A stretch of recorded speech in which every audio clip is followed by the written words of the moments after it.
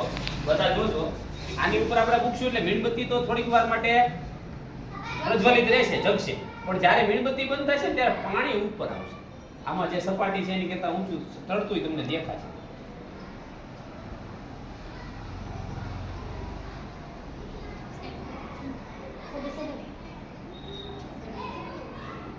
તો આ પાણી અંદર ગ્લાસમાં એની મેળે મેળે ઉપર ચડ્યું. શા માટે?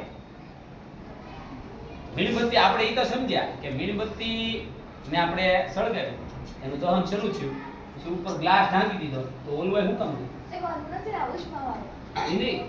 મીણબત્તી ઓક્સિજન મળતો બંધ થઈ ગયો. એટલે ખબર કે દહન માટે ઓક્સિજન જરૂરી છે.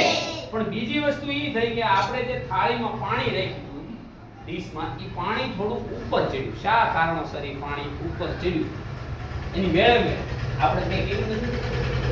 શા માટે એવું થયું છે? તો જેટલો ઓક્સિજન ભર્યો ગ્લાસની અંદર, જે વાયુ હતો એમાં જેટલો ઓક્સિજન હતો એ ઉઠી ગયો, બળી ગયો. તો આટલી જગ્યા છે અને અંદરનું દબાણ કેવું થઈ ગયું? ઓછું. ગ્લાસની અંદરનું દબાણ કેવું થઈ ગયું? ઓછું. એના સરખામણીમાં બહાર દબાણ કેવું છે? વધારે. તો ઈ દબાણ આની ઉપર લાગવાથી પાણી અંદર ઉપર ચડે. સમજાય છે? આપણો તો તીર હોય, નાના છોકરાઓ રમતા હોય, ખબર?